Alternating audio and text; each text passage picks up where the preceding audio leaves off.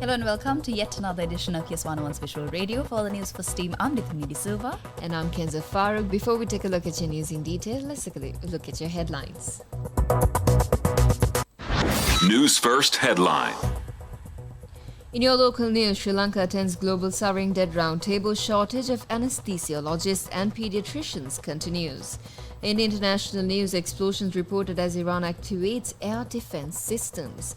Finally, in sports, it's cricket. Chamari Atapattu sets big goal for T20 World Cup. Now for the news in detail, Sri Lanka State Minister of Finance Jahan Semasinghe participated in the Global Sovereign Debt Roundtable along with Governor of the Central Bank of Sri Lanka Dr. P. Nandalal Weerasinghe. Posting on X, the State Minister said this collective initiative led by the International Monetary Fund, World Bank and G20 would assist countries to resolve debt issues faster, which was a common request from creditor and debtor countries across the globe. State Minister Semasinghe also met with IMF Managing Director Kristalina Georgieva at this meeting. In the meantime, Sri Lanka State Minister of Finance Jahan Semasinghe has held bilateral discussions with Deputy Assistant Secretary of the US Treasury Robert Kaproth. Posting on X, State Minister Semasinghe said the discussions focused on Sri Lanka's recent economic developments, progress of debt restructuring, strengthening tax administration and ongoing governance reforms. The State Minister added that Kaproth assured the fullest support for Sri Lanka on all fronts. Posting on X, Robert Kaproth said he was glad to see the progress Sri Lanka is making in economic recovery and financial sector stability. Moving on to more local news, the Ministry of Health says there is still a shortage of anesthesiologists and pediatricians. Secretary to the Ministry of Health, Dr. Palitha Mahipala, says many specialists have migrated, while another group has left for overseas training. The Health Secretary adds, however, that some doctors who left for overseas training are returning. Patients at the Hambantota and Ambalipitiya hospitals were inconvenienced in recent days due to the lack of specialist doctors. Dr. Mahipala says although many nurses also left for overseas employment, hospital services are not disrupted due to new recruitments. International news. US officials told foreign media an Israeli missile has hit Iran.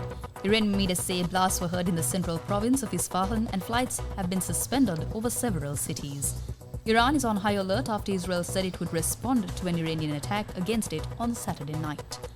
Almost all were intercepted by Israeli air defenses with support from the US, UK and other allies after Iran fired more than 300 drones and missiles in its first ever direct attack on Israel.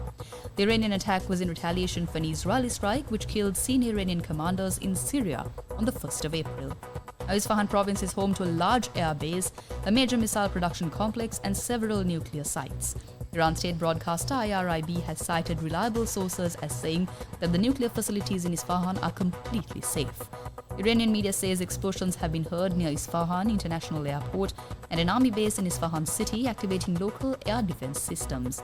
The sound of what appear to be anti-aircraft guns can be heard in a video from Isfahan province posted on social media. According to the Iranian Airports and Air Navigation Company, Iran has suspended flights in several areas including at Tehran, Isfahan and Shiraz airports.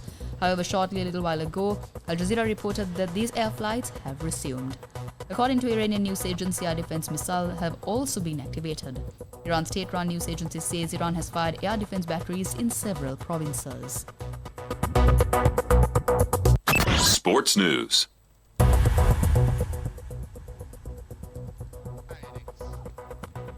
And finally, in your sports news, Sri Lanka are yet to qualify for either the T20 or ODI World Cup, but their captain Chamari Atapattu has already set a goal for them if they get there. After Sri Lanka ended their tour of South Africa with a 6-wicket win in the third ODI, she said, quote, "I want to see my team in the semi-finals of the World Cup," end quote. She added, quote, "I've worked so hard in the last 15 years and I've achieved a few things as a player, but as a captain, I want to do more. I want to see my team in the semi-final of this World Cup. That's my wish," end quote. The veteran Sri Lankan player also revealed that she was considering retirement in the near future. She said, quote, "My retirement is very soon. I can't mention dates, but very soon. For now, I'm always looking after the young girls. I've built a young team. I want to see these young girls in the World Cup one day," end quote. With that, we wrap up this edition of Yes 101's Visual Radio. For the News First team, I'm Nidhi Silva. And I'm Kenza Farooq. Thank you for watching.